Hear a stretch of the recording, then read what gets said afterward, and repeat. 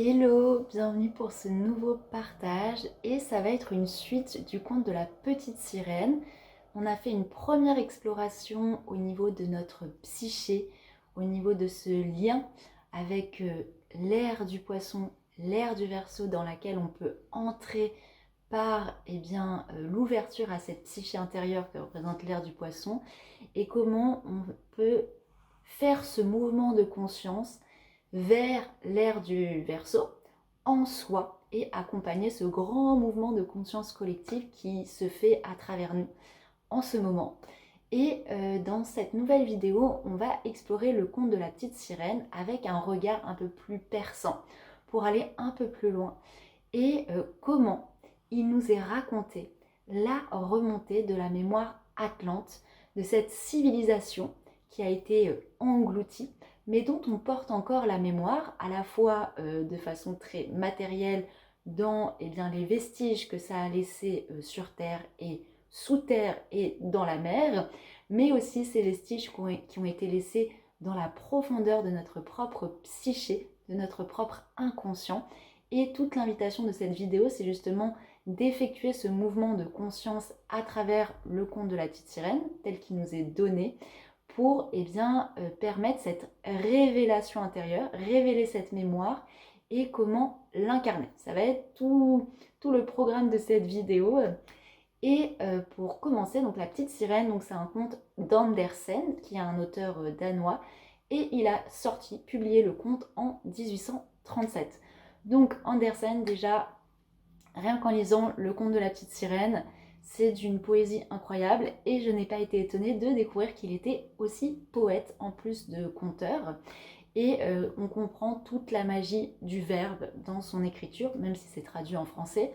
Mais il y a vraiment on sent qu'il y a autre chose qui nous parle dans la façon dont c'est écrit. J'ai exploré notamment des contes de Perrault, des frères Grimm. Je trouve que dans l'écriture, on a beaucoup moins cette poésie, même si l'initiation, les enseignements sont là. Là, avec Andersen, au niveau de la poésie, on est tout de suite relié à plus grand et ça ouvre des portails merveilleux. Donc j'ai mis dans la barre de description le conte, comme ça vous pouvez le lire par vous-même et voir déjà les portails qui s'ouvrent naturellement. Et donc, en tant que poète, il est vraiment relié à des dimensions supérieures beaucoup plus grandes et c'est ainsi que les plans supérieurs nous parlent à travers lui.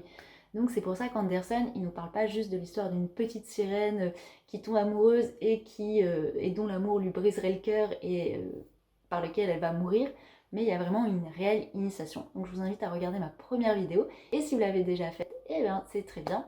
On va pouvoir explorer dans la dimension de la révélation de la mémoire atlante.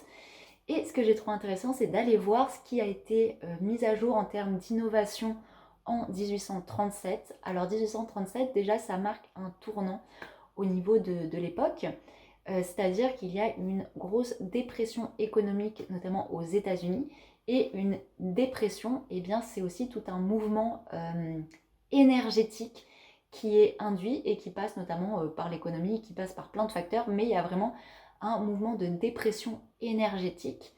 Donc, la dépression, qu'est-ce qui se passe? La dépression, ça pousse à l'intériorité. On le voit, que ce soit une dépression quand on l'a fait d'un point de vue individuel, quand on est en dépression, il y a comme une perte de goût à la vie, il y a une perte de l'attache à la matière, aux cinq sens, pour revenir dans une forme d'intériorité où on n'a plus vraiment d'envie, de désir. Et ça, en fait, c'est un mouvement, c'est comme s'il y avait un mouvement de conscience qui pousse à la révélation de son royaume intérieur. Donc ça s'exprime à travers une dépression, par exemple, de l'ordre émotionnel, individuel, mais une dépression économique d'un point de vue collectif, c'est aussi tout un mouvement de conscience qui est donné, ordonné, influencé pour que les gens se détachent de la dimension matérielle, fassent une épuration de cette attache à la matière pour revenir là encore dans leur propre royaume et aller découvrir leurs ressources intérieures plutôt que être dépendant des ressources extérieures qui sont souvent limitées quand elles sont de l'ordre de la matière. Donc on voit qu'il y a à cette époque, quand il publie ce conte de la petite sirène, il y a une réelle et un réel mouvement de conscience dont il va être le traducteur. Et ce qui est très intéressant, c'est qu'en 1837, a été breveté et est mis à jour, mis au monde, le premier télégraphe électrique. Donc il y a plusieurs inventeurs de brevets. On sait que pour les brevets, il y a souvent un premier inventeur et très vite c'est récupéré par des sociétés. Mais voilà, il y a vraiment 1837, ça marque le début des télégraphes électriques. Donc vraiment de cette communication qui va passer par l'électricité. C'est la première fois qu'on va pouvoir s'envoyer des messages à distance.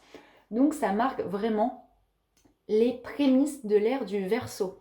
Donc, parce qu'en 1837, et même encore aujourd'hui, on est dans cette dimension de l'ère du poisson, où on est dans cette exploration des eaux de la psyché, dont Jésus a ouvert, on va dire, et posé la première pierre pour ouvrir ce grand mouvement de conscience que l'on vit à travers l'ère du poisson. Et justement, cette apparition du télégraphe, eh bien, ça assigne de façon matérielle, innovatrice, eh bien, l'ère du Verseau qui se dirige vers l'éthérisation, le côté électrique beaucoup plus subtil, cette communication beaucoup plus subtile que simplement par la matière. Donc on voit à quel point il y a tout un mouvement de conscience collective et finalement Andersen, eh bien, c'est un traducteur à travers son conte de la petite sirène et un initiateur. Et c'est ça que je trouve incroyable. Donc ça, c'était la petite parenthèse. Avant de commencer d'approfondir sur la résurgence, réminiscence, remontée des profondeurs de la mémoire atlante à laquelle nous sommes tous reliés, je vais faire un petit briefing sur les différentes ères zodiacales, les différentes civilisations.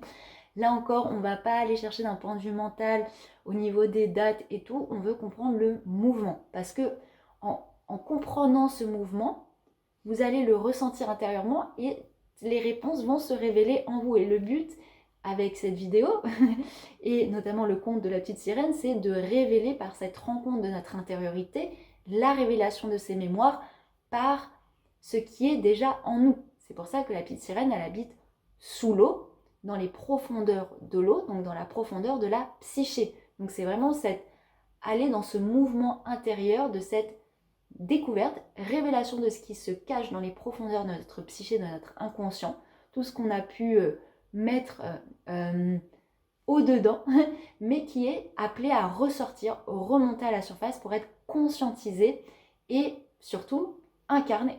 Donc voilà, donc je vais faire un petit aparté des différentes ères. Là encore à travers le mouvement parce que c'est le principal. Après vous pouvez faire vos recherches si vous voulez plus de précision.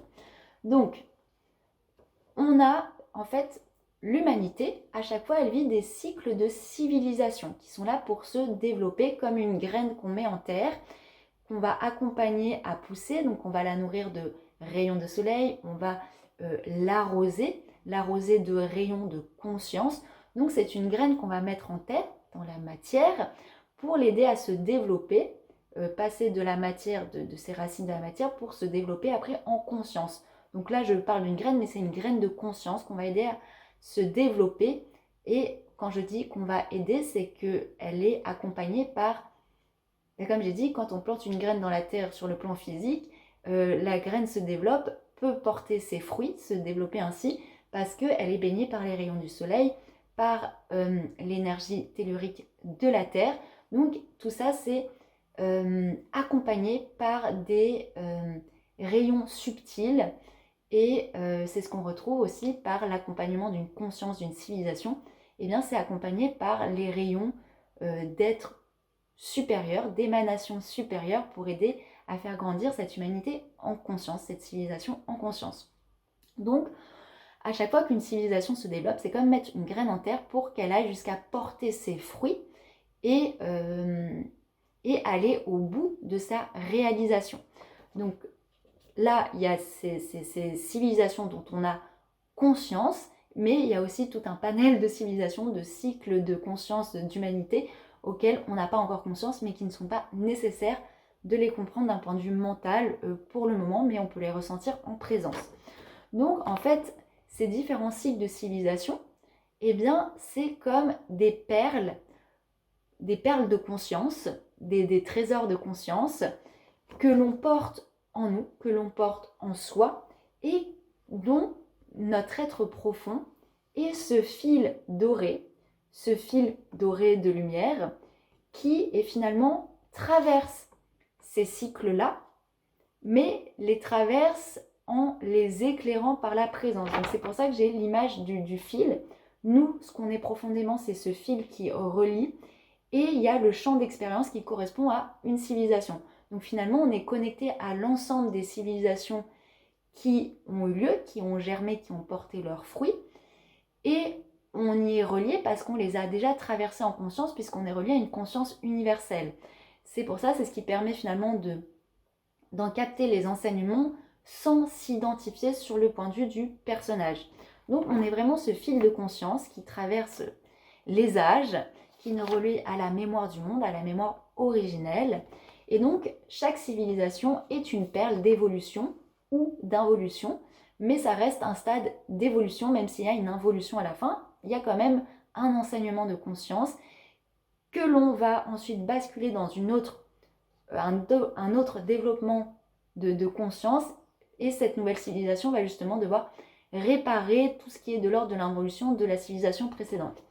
Donc nous, la civilisation la plus proche de la nôtre, eh bien c'est tout ce qui est relié à la mémoire atlante, la civilisation atlante dont notamment parlait déjà Platon à l'époque, et dont Platon a eu les ressources, les informations depuis déjà l'Égypte. Donc il y a comme ça un transfert, ce fil qui se tisse à travers les âges et qui permet finalement de raviver cette mémoire, ces enseignements. Donc Platon nous parlait déjà des Atlantes, qui n'étaient pas juste une île, qui n'était pas juste un endroit, c'était vraiment tout un cycle de civilisation à laquelle nous sommes reliés, dont on porte la mémoire à l'intérieur.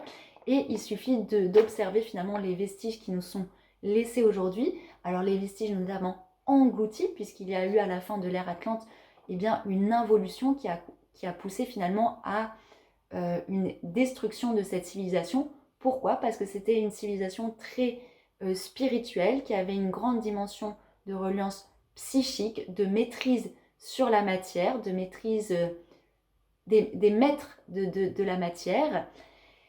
Mais malheureusement, il y a eu une involution parce que bien, les êtres, à la fin, se sont servis de ces forces-là, de ces forces psychiques, de ces forces de l'esprit, pour bien, détourner, aller à l'encontre de l'harmonie divine.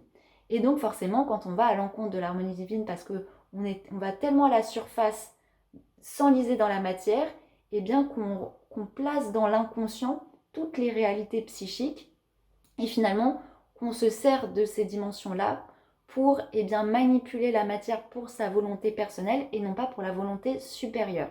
Donc il y a eu vraiment une involution qui a poussé à la destruction, à l'engloutissement de la civilisation atlante.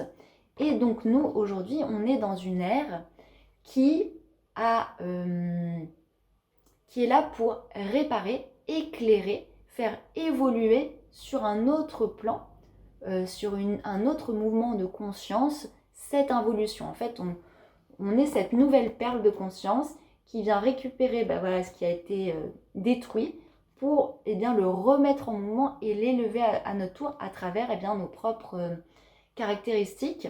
Comme c'est une civilisation qui a terminé vraiment bien engluée dans la matière, où la matière a fini par les posséder, et bien notre ère, notamment notre nouvel chemin de conscience, commence avec des ères où on est très dans la matière. Il y a une spiritualité, mais une spiritualité qui passe par une forme de matérialisme, et en même temps c'est tout à fait normal parce qu'on remet une graine de conscience en terre. Donc cette graine de conscience, forcément, elle doit se familiariser avec la matière, donc développer ses racines dans la terre, s'infuser de ces enseignements de la matière pour l'appréhender, l'apprivoiser et pouvoir avoir une certaine maîtrise dessus.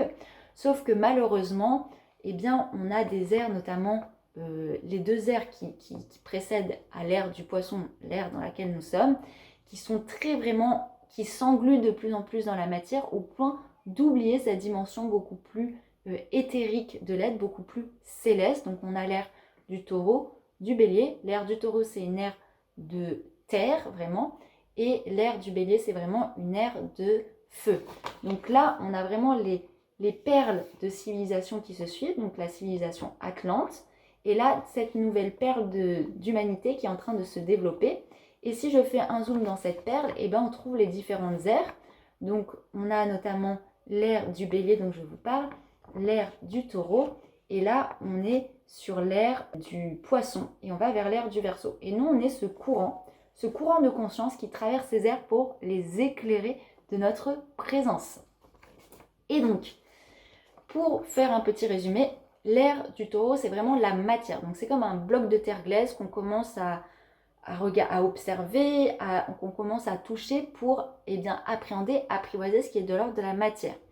L'ère du bélier, c'est une ère beaucoup plus de feu. Donc, le feu va permettre de rendre cette matière beaucoup plus malléable, d'être dans le faire, dans vraiment la pratique de la matière. Donc, on commence à donner une forme à cette matière, à donner des formes, à agir sur la forme.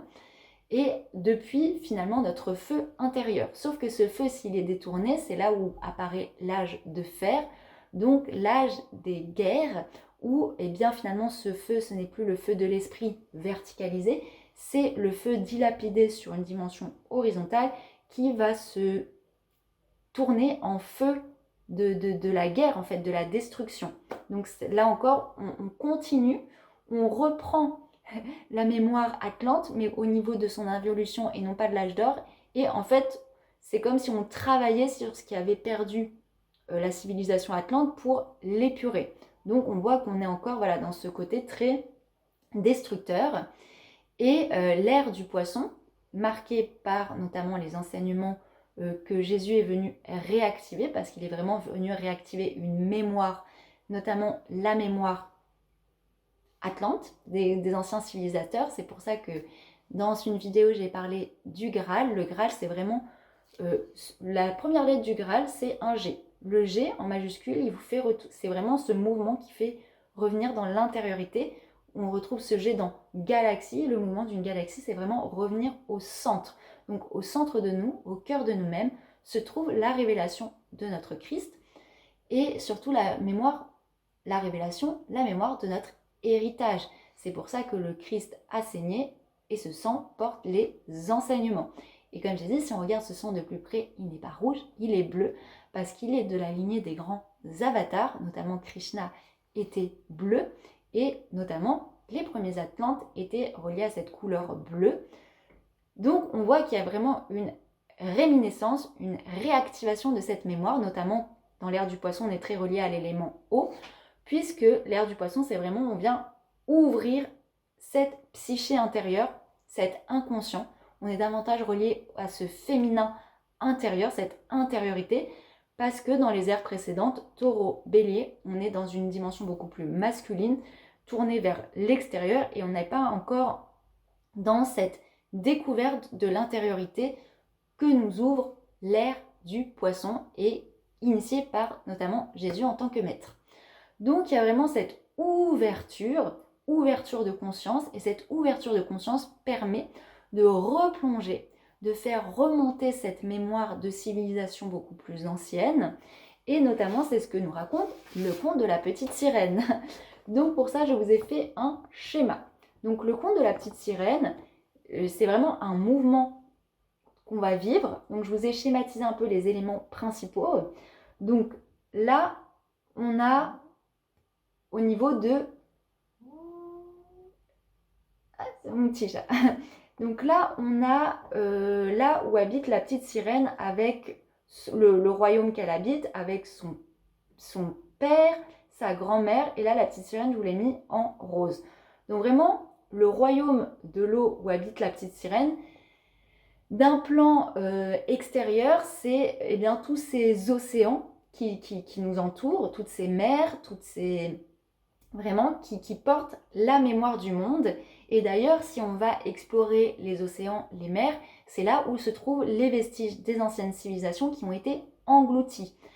Et donc, la mer, sur le plan physique, c'est vraiment cette reliance à la mémoire. Quand on va dans l'eau, on réactive notre mémoire, non pas la mémoire individuelle, personnelle, mais la mémoire originelle, universelle de l'humanité.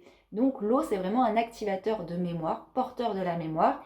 Et c'est pour ça notamment que la plupart des vestiges ont été engloutis, parce que ça permet notamment de garder en mémoire. Donc ça, c'est sur le plan qui nous entoure, sur le plan de la matière. Mais cette même réalité, d'un point de vue macro, existe d'un point de vue micro en nous. C'est bien les eaux de la psyché, de notre intériorité, reliées à notre dimension féminine, et cette profondeur de l'être dans laquelle se logent les vestiges de la mémoire des anciennes civilisations qui nous habitent. Et c'est pour ça que la petite sirène, la petite Ondine notamment, c'était aussi le nom du conte d'Andersen, il a été aussi appelé la petite Ondine parce que ça vient d'autres traditions, on parlait d'ondine, et une ondine c'est une onde de fréquence. Et donc cette petite Ondine, cette petite sirène, eh bien elle habite ce royaume. Donc elle porte ce mouvement qui peut aller à la fois dans les profondeurs, mais qui va être invité à remonter à la surface, notamment pour ses 15 ans. Donc ça symbolise vraiment cette remontée de la mémoire à la surface et qu'est-ce qu'on va être invité, employé à en faire. Dans cette intériorité, dans ce monde intérieur, il y a notamment, dans le conte de la petite sirène, la grand-mère. Parce que dans ce royaume, il y a le père qui règne sur l'océan, dans ce royaume, sur l'ère du poisson. Et notamment l'ère du poisson est se déroule sous la planète Neptune, avec l'influence de la planète Neptune, et reliée à Poséidon, donc vraiment le roi des mers. Donc on retrouve cet archétype finalement qui gère le royaume, qui est présent pour le déroulé de cette ère, qui fait finalement le lien, la filiation, sauf qu'il est veuf. Donc on comprend que c'est un masculin qui est coupé de son intériorité. Quand vous avez un papa qui est veuf dans les contes, c'est vraiment un masculin qui s'est déconnecté de son intériorité et du coup est davantage influencé par l'extérieur. Donc c'est pour ça qu'il est influencé et que c'est davantage sa vieille mère, donc la grand-mère de la petite sirène, qui règne sur l'océan et finalement qui s'occupe des affaires de l'océan. Sauf que cette vieille grand-mère représente les mémoires anciennes, les mémoires des ères précédentes. Donc c'est vraiment la porteuse de mémoire. Et je l'ai fait en rouge parce qu'elle est davantage reliée aux ères du taureau et du bélier. Donc c'est vraiment, elle porte la mémoire de ces ères-là qui étaient davantage dans la matière et qui d'ailleurs ont été dans une forme d'involution dans la matière. Et d'ailleurs elle-même, le personnage de la grand-mère, est très attaché à la matière, très attaché aux apparences et dans cette spiritualité. Donc c'est une femme spirituelle, mais dans cette spiritualité très matérialiste et qui est appelée, dont nous sommes appelés à l'épurer. Donc la grand-mère, c'est vraiment cette part de nous qui porte encore les mémoires de ces civilisations encore très matérialistes et qui pourrait encore nous influencer présentement et finalement nous pousser à nous rediriger encore actuellement vers une spiritualité matérialiste, comme c'est le cas malheureusement avec cette résurgence actuelle autour de la spiritualité, mais qui passe encore beaucoup par la matière et qui demande justement une épuration. Donc ça représente vraiment cette mémoire-là que l'on porte en nous, dans notre psyché encore, dans notre royaume intérieur, qui demande à être épuré. Le père, c'est vraiment cet affranchissement auquel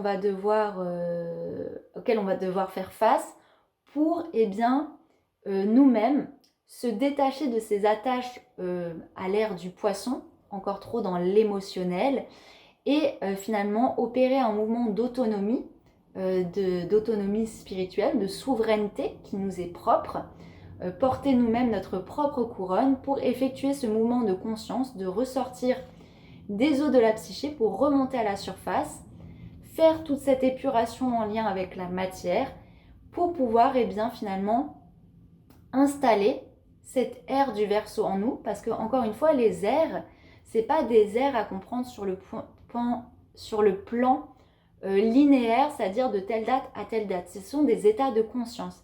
Donc c'est-à-dire qu'il y a des êtres qui déjà dans l'ère du poisson, à son commencement, parlaient déjà de l'ère du Verseau parce qu'ils étaient déjà dans ce processus, dans cet état de conscience qui pouvait passer naturellement des eaux de la psyché à une dimension beaucoup plus éthérique et qui était déjà dans cette présence dans cet état de conscience. Donc une ère, beaucoup de personnes se disent mais quand est-ce qu'on sera dans l'ère du Verseau, quand est-ce qu'on y sera enfin, quand est-ce qu'on finira cette ère du Poisson? Ça ne sert à rien d'être dans l'attente, dans la matière d'un point de vue avec une date, d'un point de vue matériel, puisque c'est déjà un état de conscience à installer en soi. Et c'est pour ça qu'il y a des êtres qui parlaient déjà de l'avènement de l'ère du Verseau en des temps beaucoup plus anciens, parce qu'ils étaient déjà dans cet état de conscience et ils invitaient déjà les gens à explorer et à habiter cet état de conscience qui n'est plus uniquement dans les eaux de la psyché, mais que cette profondeur intérieure est à élever sur le plan beaucoup plus éthérique. Donc c'est pour ça que la petite sirène, elle va être invitée à remonter à la surface. Et ce qui est très intéressant, c'est que notamment pour ses 15 ans, quand elle remonte à la surface, elle porte une couronne. Et sur cette couronne, il y a à la fois des fleurs de lys et des perles. La fleur de lys, c'est tout le symbole du féminin relié à l'intériorité, notamment à la Vierge Marie. Et la Vierge Marie, c'est vraiment ce cristal intérieur, cette connexion à cette intériorité qui peut enfanter le Christ, qui peut enfanter finalement son propre Christ. Donc c'est cette dimension intérieure à laquelle que l'on a épurée, qui est devenue immaculée et qui justement est appelée à remonter à la surface pour être rayonnée et enfanter le Christ à la surface dans le monde, c'est-à-dire le monde qui nous entoure actuellement. Et la petite sirène, justement, elle porte ça en héritage. Et sur la couronne, comme j'ai dit, il y a des perles. Et les perles, eh bien, ce sont les perles de conscience, les perles de la mémoire des anciennes civilisations. Donc les perles, c'est la mémoire à la fois des anciennes civilisations, mais aussi des ères précédentes que l'on a traversées. La petite sirène, on voit que c'est un mouvement, parce qu'elle remonte, elle va des profondeurs de la psyché, de la mer, à la terre, puis ensuite de cette terre, elle va revenir se fondre dans les eaux de la psyché, dans l'unité, dans l'océan intérieur, dans nos cieux intérieurs, pour s'élever avec les filles de l'air, donc s'élever en conscience à un niveau supérieur, dans une dimension beaucoup plus éthérique que représente l'ère du Verseau. C'est pour ça que je parlais de télégraphe électrique tout à l'heure, qui marque justement déjà les prémices de l'ère du Verseau, puisqu'on passe d'une communication, on était avec l'écriture sur quelque chose de l'ordre de la matière, à quelque chose de beaucoup plus électrique, donc éthérique. Donc on voit vraiment ce mouvement de conscience.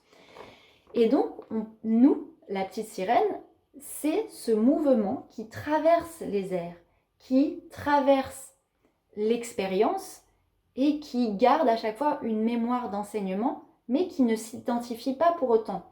Le but, c'est de ne pas s'identifier à une perle en se disant « je suis la perle », c'est de se rappeler que nous sommes le mouvement de conscience, ce fil d'or qui relie chaque ère, chaque civilisation, et qui les a traversées et éclairées. C'est vraiment pour se relier à cette unité, à ce mouvement. Nous sommes le mouvement. Donc la petite sirène, elle nous rappelle que nous sommes nous-mêmes ce mouvement qui s'opère et qui a lieu à travers nous, auquel on est invité naturellement, mais que l'on peut nous-mêmes explorer tout simplement. Et c'est pour ça que la petite sirène, donc, elle remonte à la surface avec ses perles, et notamment, elle a sur la queue 8 huîtres, c'est un peu difficile à dire, 8 huîtres. Et les huîtres, c'est justement ce qui produit les perles, c'est l'écrin dans lequel se font les perles de culture, les perles de civilisation. Et notamment, elle a 8 perles, donc c'est pour marquer son rang, donc c'est pour dire qu'elle porte, c'est un peu la gardienne, l'héritière de ces mémoires des anciennes civilisations, des 8 civilisations qui se sont précédées. Donc on voit vraiment qu'elle porte cette mémoire au niveau de sa queue. Donc la queue, c'est ce qui lui permet de circuler. Donc on revient à ce mouvement de circulation, ce mouvement du fil qui circule à travers les airs et dont on porte la mémoire en nous, dans notre profondeur intérieure. Elle a, donc j'ai dit, elle a plusieurs huîtres, 8, et sa grand-mère notamment, elle-même en a 8, contrairement aux autres personnages spirituels qui habitent l'océan, qui en ont 6, qui ont précédé, parce qu'elle a une certaine un peu arrogance, elle a besoin de montrer, mais elle est plus dans une forme de démonstration de ses mémoires, une démonstration matérialiste pour se glorifier, plus que pour les porter, pour les faire remonter et finalement les incarner. Donc ça, c'est ce qui fait la différence, notamment avec la petite sirène et sa grand-mère. Et c'est ce à quoi nous sommes invités à nous détacher. C'est nous détacher de toute cette façon très matérialiste de comprendre les mémoires et nos mémoires reliées à d'autres civilisations qui ne sont pas appelées à être de l'ordre de l'ostentatoire, du personnage là pour se rajouter finalement un masque, une apparence, parce que finalement ça fait que nous alourdir, nous plomber, alors que nous sommes invités, comme la petite sirène, à aller nous alléger de ce poids, de cette compréhension matérialiste et souvent émotionnelle. Et c'est tout ce qu'elle va apprendre en remontant à la surface lorsqu'elle va s'éprendre du prince. En fait, à travers le prince, il y a ce réel appel de remonter.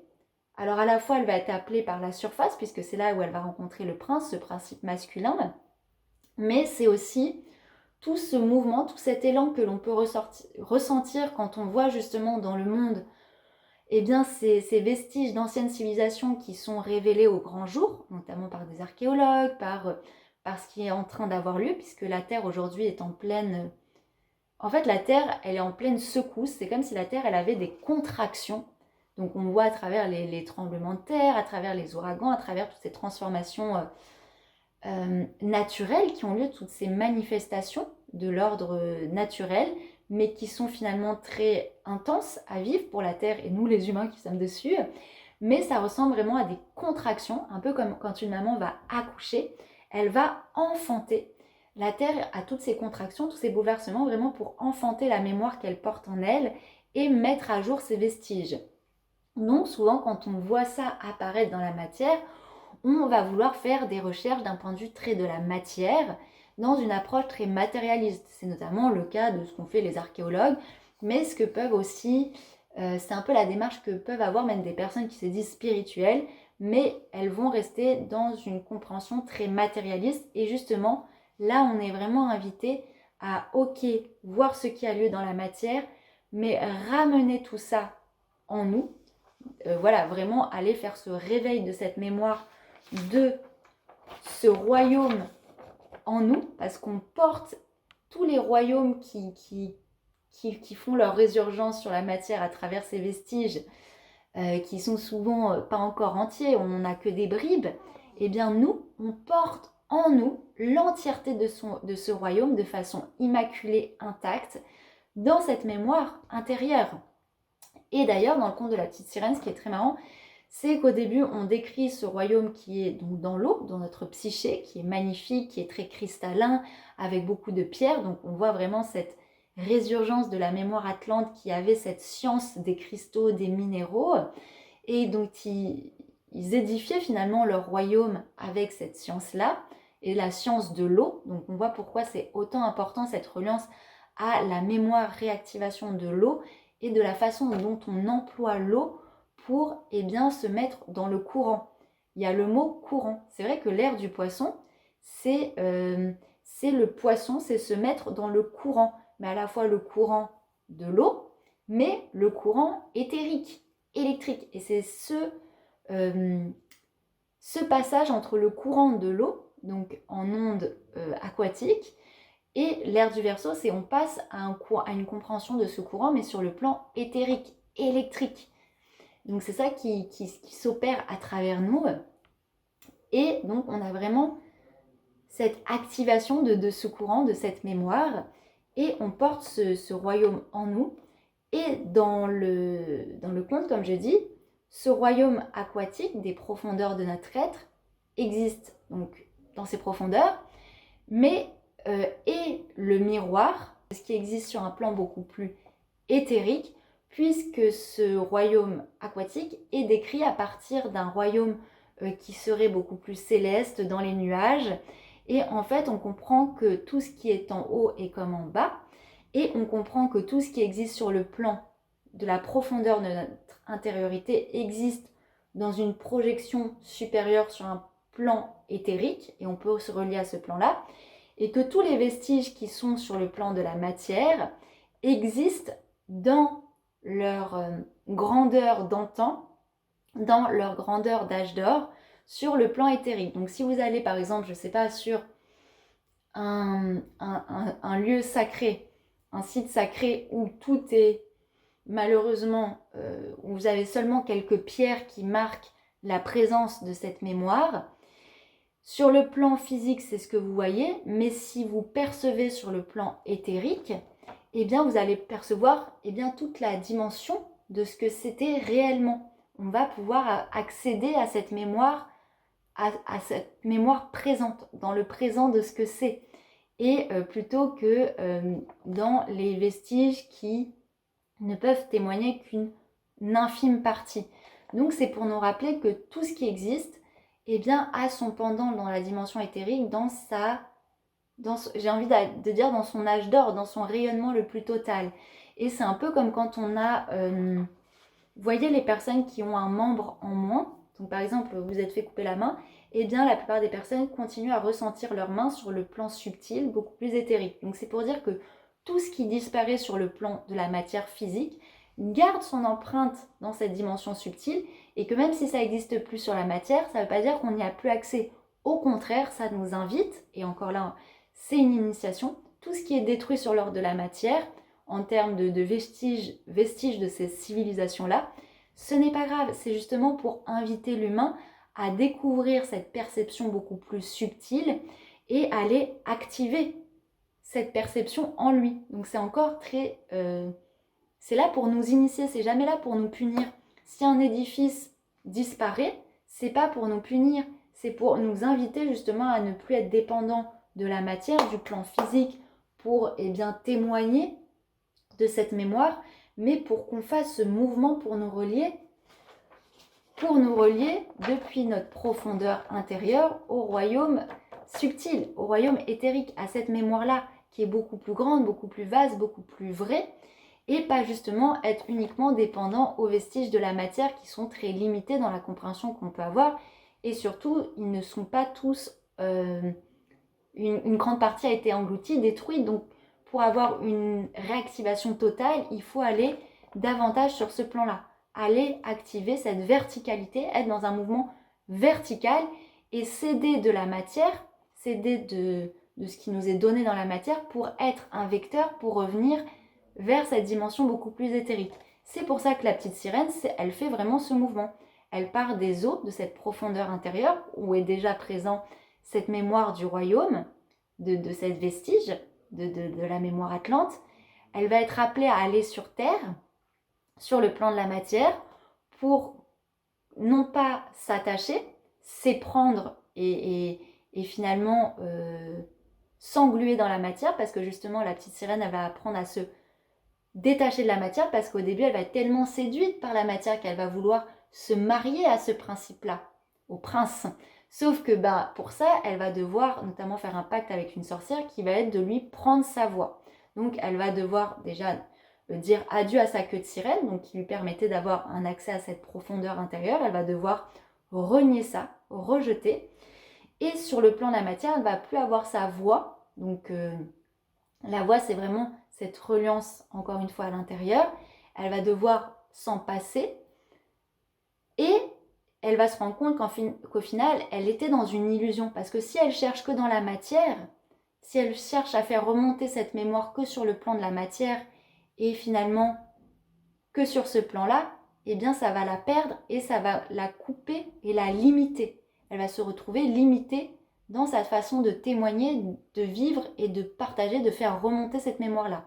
C'est pour ça qu'elle va être invitée à mourir de cette illusion, de cette attache, en se fondant dans l'écume, pour avoir comme une sorte de mouvement de distillation, d'épuration, pour pouvoir s'élever, se verticaliser vers cette dimension du verso où tout est beaucoup plus éthéré et finalement faire remonter cette mémoire, ok sur le plan de la matière, mais que cette matière était finalement que le vecteur, un vecteur notamment d'épuration pour revenir sur un plan de conscience beaucoup plus vaste. Et ce qui est très intéressant, c'est que toute la partie où la petite sirène remonte à la surface pour séduire le prince notamment, on voit qu'elle est dans une démarche de séduction parce qu'elle ne peut pas se montrer telle qu'elle est. Donc, déjà, on perçoit là-dedans que lorsqu'on veut faire remonter cette mémoire, notamment atlante des civilisations englouties, on ne peut pas chercher à séduire les gens pour les convaincre. Parce que là, on passe par l'apparence, la surface et finalement, on est dans un rapport de séduction pour présenter ses mémoires, mettre à jour ses mémoires. Et beaucoup de gens cherchent à convaincre, à séduire. Et là encore, c'est rester à la surface. Donc les gens vont être peut-être intéressés, mais on va rester à la surface. Alors que le but, c'est de remonter. Mais si on montre vraiment la profondeur de cette mémoire et que la petite sirène, si elle était remontée à la surface en montrant sa queue au prince, eh bien, ça aurait obligé le prince à aller découvrir cette psyché intérieure, à aller dans cette découverte de ce mouvement intérieur, et tout le monde n'est pas prêt à ce mouvement. Beaucoup de personnes rejettent ce mouvement de conscience parce que ça demande déjà d'épurer beaucoup trop de choses, donc il faut être prêt. Et d'ailleurs, c'est pour ça que les humains qui sont tellement englués dans la matière, le plan des humains dans la petite sirène, donc où vit le prince, d'ailleurs le prince vit dans un château qui est le vestige de ces anciennes civilisations et il l'habite sans le savoir, parce qu'il l'habite uniquement d'un point de vue matériel et non pas spirituel.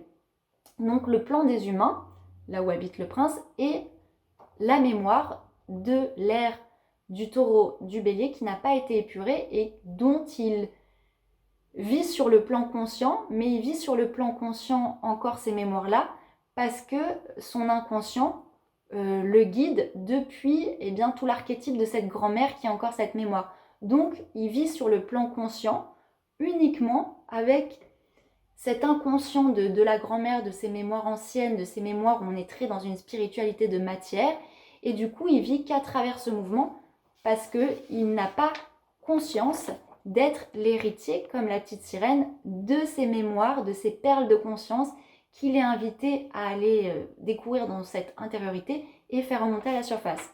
Donc on est vraiment sur un plan de conscience où les humains sont très englués dans la matière et il n'a même pas conscience qu'il vit dans ces vestiges-là qui sont beaucoup plus, comme j'ai dit, spirituels. Et la petite sirène, donc comme j'ai dit, elle va être obligée de séduire le prince. Sauf que pour séduire le prince, elle a dû renier sa voix.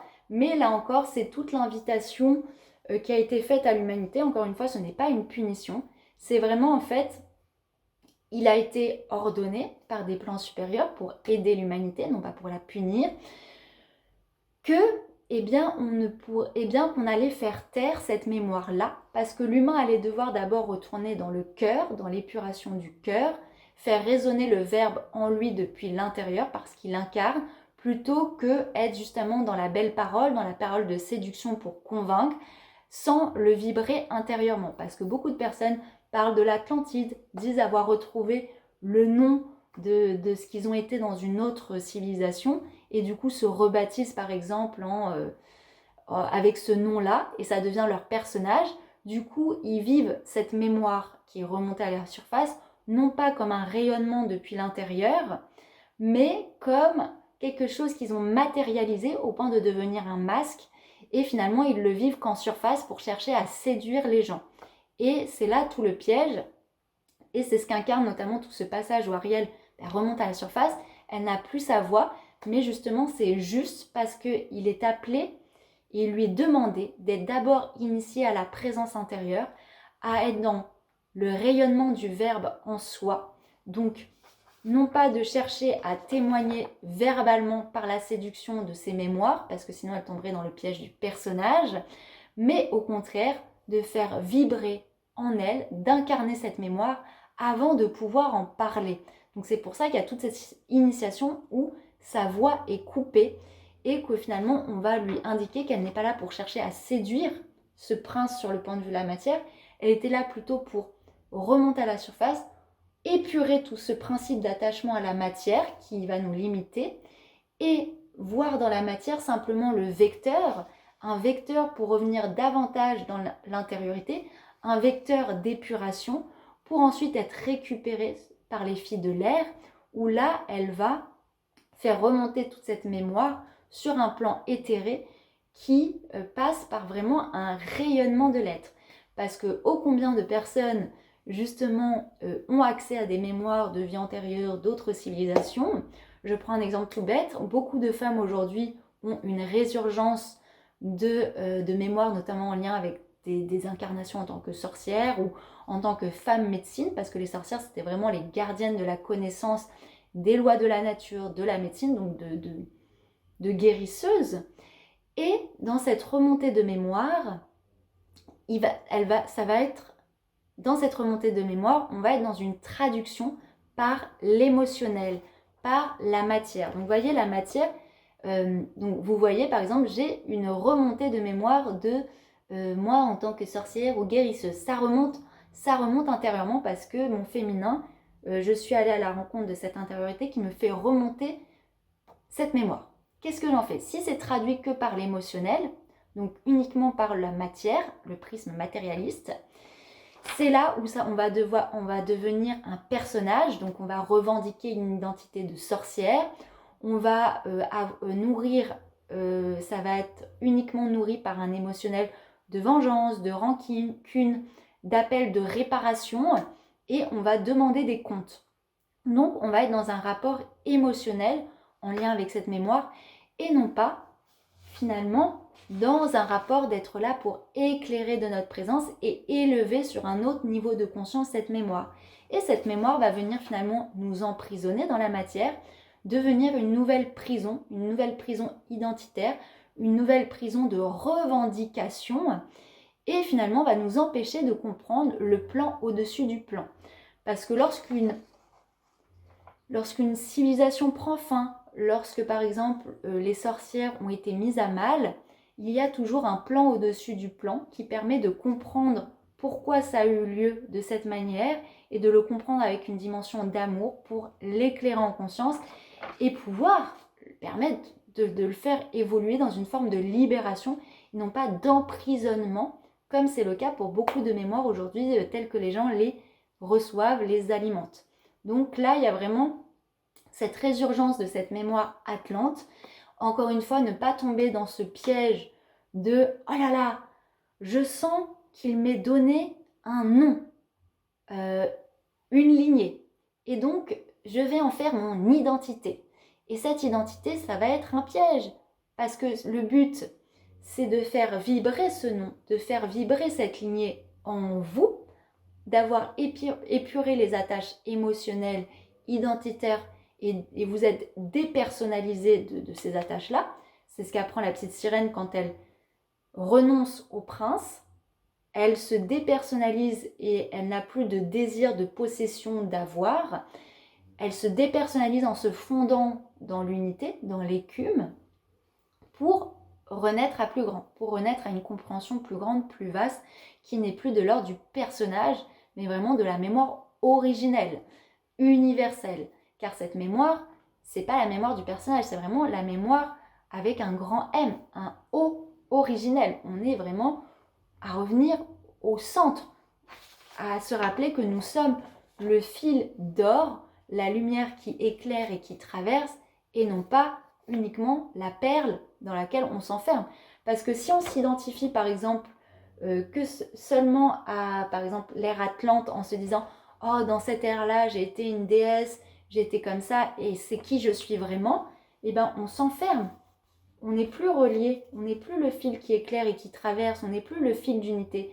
On s'enferme dans une mémoire et finalement on se limite dans la compréhension de notre être véritable. Donc c'est tout l'appel et qui nous est raconté à travers la petite sirène, tout ce mouvement initiatique de détachement à une compréhension matérialiste de la spiritualité ou de cette mémoire pour la faire remonter, réémerger, avoir cette réminiscence par un rayonnement vraiment intérieur.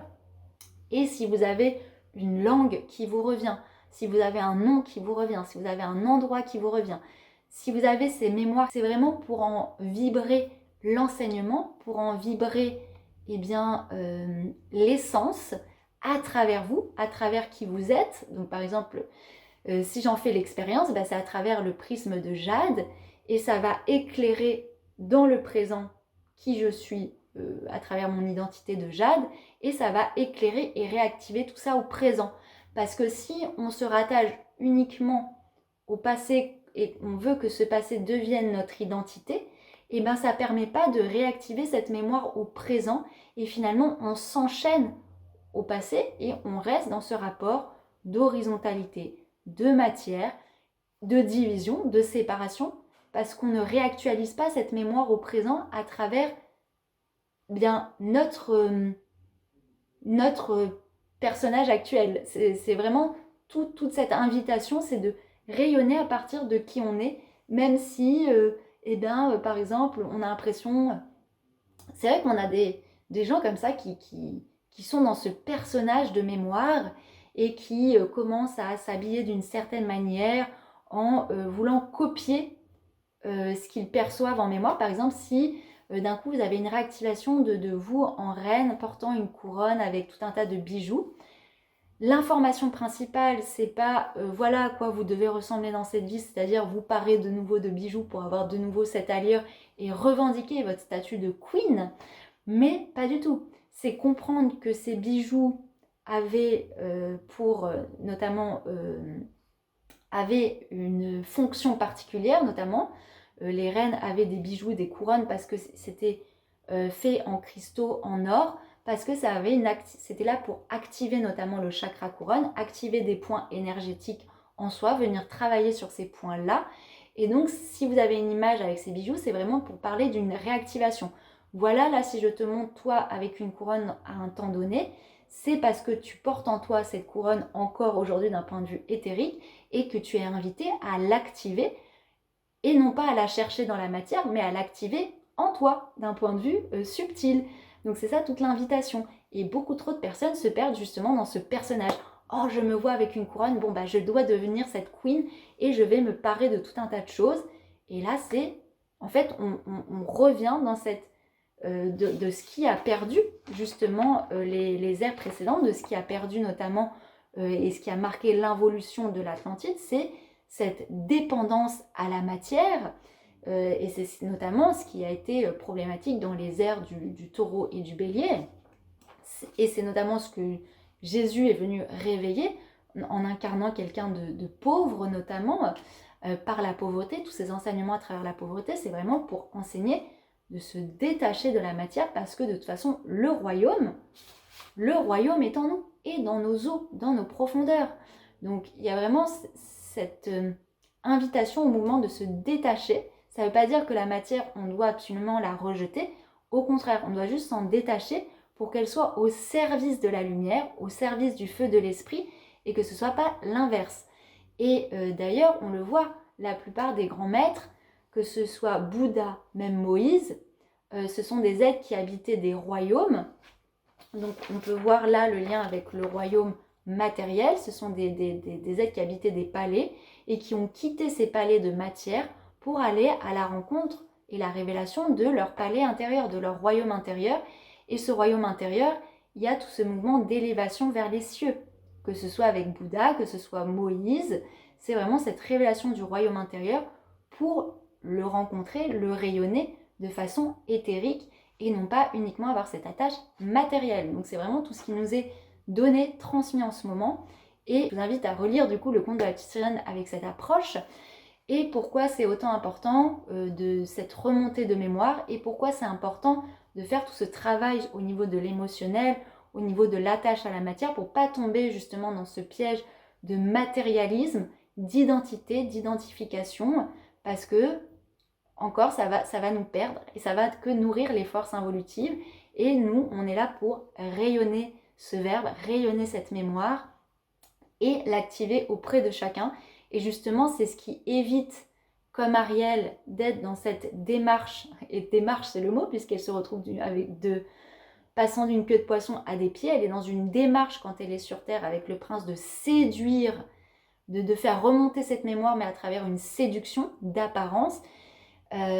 Parce que là, c'est le gros piège. Et justement, quand on revient dans cette intériorité, qu'on incarne et qu'on la vibre, on ne cherche plus à séduire, à convaincre, mais justement, ça crée, puisqu'on le vibre, ça va révéler par notre lumière ce qui est déjà enfoui et caché chez les autres. C'est-à-dire, j'ai la révélation de cette mémoire en moi, j'ai fait cette épuration de toutes ces attaches émotionnelles et matérielles, donc je comprends, je vibre cette mémoire sur ce plan de conscience beaucoup plus éthérique qui appartient à cet état de conscience du Verseau, ce qui fait que quand je vais à la rencontre des gens, ce que je vibre, ça va réveiller en eux de façon subtile, selon leur rythme, selon leur niveau de conscience, cette propre mémoire qu'ils portent en eux.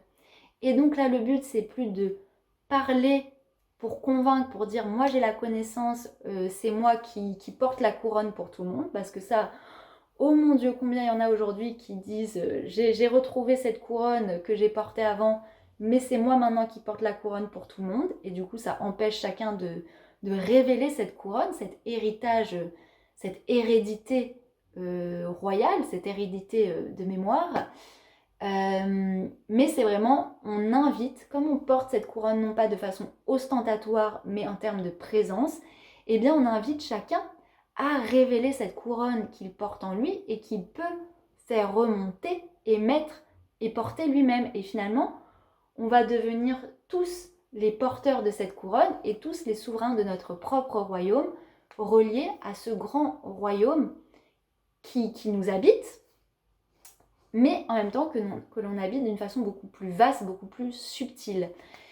Et ça, c'est trop important, et c'est pour ça notamment qu'à l'époque, on avait ce système de souverain, de royaume, qui a apporté plusieurs noms, roi, calife, tsar, où on avait vraiment un roi, une reine avec des couronnes physiques, parce que c'était vraiment, comme j'ai dit, des catalyseurs en fait énergétiques, et que les autres sujets du royaume, eh bien, ne portaient pas de couronne physique, mais par contre que les rois et les reines de l'époque, en activant avec une couronne matérielle pour amplifier le champ d'activation, eh bien, activer de façon subtile la couronne sur chacun des sujets, sur le peuple entier. En fait, il y avait un réel rayonnement, et c'est ce que nous sommes invités aujourd'hui à faire, c'est-à-dire réactiver cette couronne, mais ne pas, comme j'ai dit, l'activer d'une façon ostentatoire pour être le roi du monde, mais pour être le roi de son propre royaume intérieur.